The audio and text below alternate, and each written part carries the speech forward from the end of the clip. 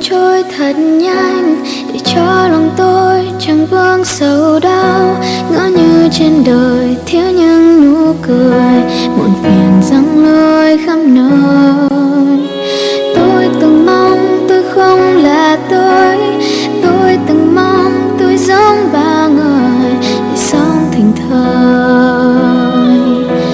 Sống như tôi vẫn mơ, và rồi tôi nhận ra rằng trong trái tim này là tình yêu vô bờ và đầy áp ước mơ. Và rồi tôi nhận ra rằng những khó khăn này càng làm tôi thêm yêu cuộc đời và thắp sáng niềm tin trong tôi. Và tôi sống như đóa hoa này, tỏa ngát hương thơm cho đời. Sống với nỗi khát khao rằng được hiến dâng cho cuộc đời. Hôm nay dẫu có gian nan thì ngày mai là ngày tươi sáng hơn. Tôi sẽ biết những câu chuyện của cuộc đời riêng tôi.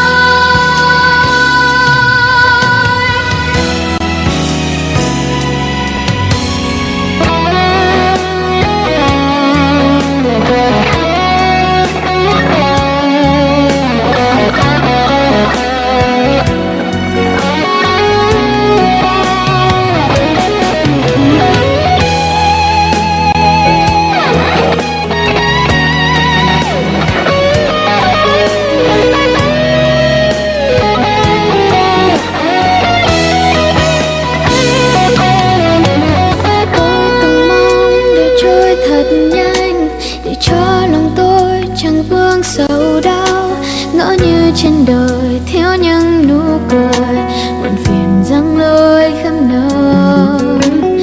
Tôi từng mong tôi không là tôi từng mong tôi giống bao người để sống thành thơi. Sống như tôi vẫn mơ, và rồi tôi nhận ra rằng trong trái tim này là tình yêu vô bờ và đầy áp ước mơ.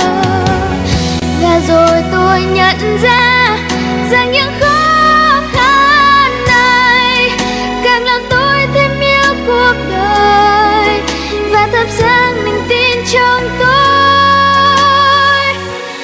Vì tôi sống như đóa hoa này, tỏa ngát hương thơm cho đời. Sống với nỗi khát khao rằng được hiến dâng cho cuộc đời. Hôm nay dẫu có